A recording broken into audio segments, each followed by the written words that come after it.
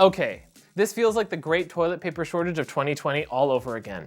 Except this time, we're not fighting over ketchup chips. Yes, America, we'd love those up here. So, what's going on with DJI stock in the US? If you're browsing DJI's official web store from the States, nearly everything is out of stock. On Reddit, user Digital Steel 5 asked, is DJI really pulling out of the US market? I decided to ask directly. I jumped on DJI's chat pretending to be from the US, for science, and after a pause, the rep responded with this. Due to recent customs issues in the United States and adjustments made based on global demand, most of our items are currently out of stock. We're working on resupplying, but it may take time.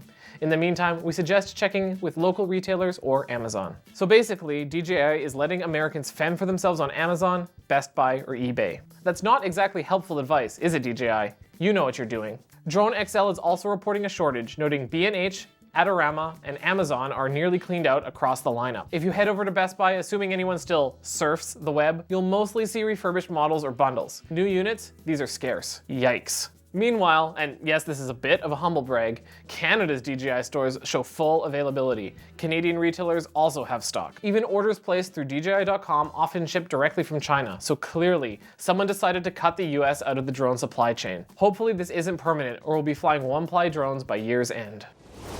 Last week, drone industry's favorite uncle Jasper Ellens teased some big news.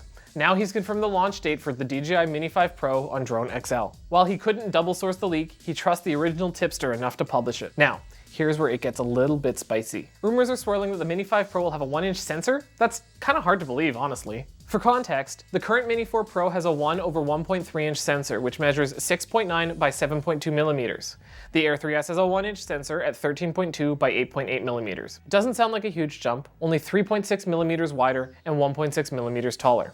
But a bigger sensor means a bigger lens that needs a bigger gimbal. A bigger gimbal equals bigger motors, equals a bigger drone. Do you see where this is going? Can DJI really fit that all into a sub 250 gram airframe? Probably, but at what cost? With LiDAR nearly confirmed, we're already adding weight just for obstacle avoidance. Now remember, DJI's Mini series has always targeted the sub 250 gram sweet spot. Since the Mini 3 Pro, there's always been a plus battery option that tips the scale, but adds a little bit of flight time. We'll find out on August 7th if all these rumors hold up. Also, Jasper's article says it might be time to sell your drones, but no, just no. If you've got a Mini 3 Pro or a Mini 4 Pro, you are still golden, especially considering how hard it is to buy a new DJI drone right now. Use what you got, and keep the ketchup chips away from your controller. Speaking of losing drones, YouTuber Eric Thurber recently shared how his Mavic 4 Pro was confiscated by customs. He bought it through a friend overseas, and day one, bam, he dropped it and damaged the gimbal. DJI reluctantly agreed to a warranty return. He shipped it to Texas under an out-of-warranty repair estimate. Eventually, a replacement was shipped from Canada. It got stuck in Kentucky under a customs hold. Does that sound familiar? Now, after 10 days, DJI has stopped responding. No refund, no replacement. Eric's out of drone and his money.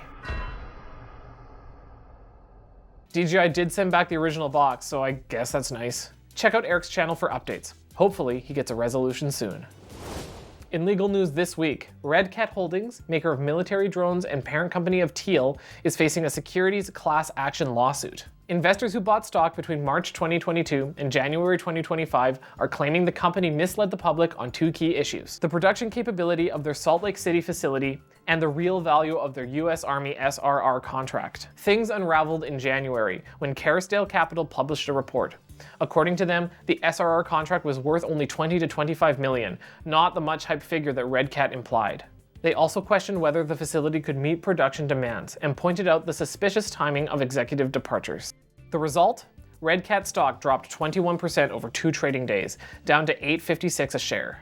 That contract was held by Skydio until November 2024. Stay tuned, we'll watch how this affects both Red Cat and broader defense drone deals. Today's episode is brought to you by Coastal Drone Co., your go-to resource for drone training in Canada and the US. Planning to pick up a new drone? Assuming you can actually find one, you'll probably need a license to go with it. We've trained nearly 20,000 pilots for basic and advanced certificates, Part 107, and soon the Level 1 Complex certification. We offer online and in-person training, so whether you're flying for fun or for work, we've got you covered. Visit us at coastaldrone.co or check the links below to take your flying to the next level. Let's talk ANAFI UKR.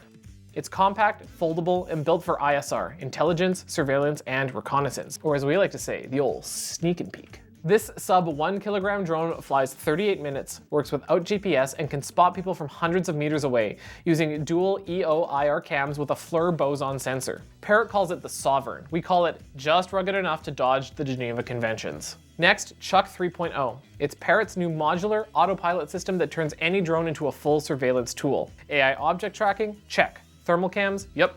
Anti-jam comms, across 5G, LoRa, maybe your grandma's FM radio. And yes, it's NDAA compliant, China-free, and encrypted like a DoD PowerPoint. Because nothing says freedom like a plug-and-play surveillance suite for your backyard VTOL. In all seriousness, Parrot is going full defense mode. The tech probably works. The bigger question, what happens when every sky becomes a grid and every drone becomes a battlefield scout? In June 2025, DJI released its updated Drone Security White Paper, outlining efforts to improve user data privacy and ecosystem security.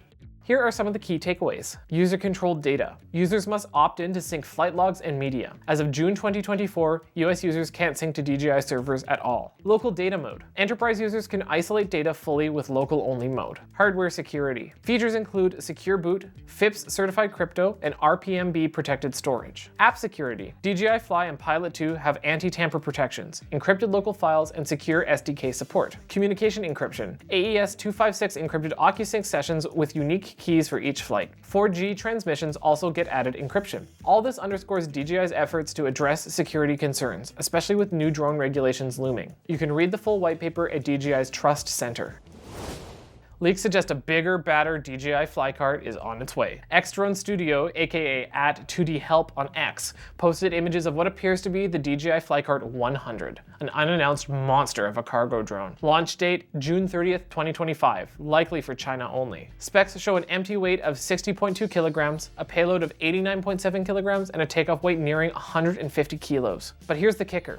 Thrust rating is 324 kilograms. That's 714 pounds. Now that's a lot of ketchup chips. We'll keep you posted next week. That's it for this week. If you found this useful, funny, irritating, or even mildly tolerable, like and subscribe. We'd love to have you back. No video this Sunday, we're tinkering with some new stuff, but weekly drone news returns next Friday here at Coastal Drone. See ya, bye! See you next time.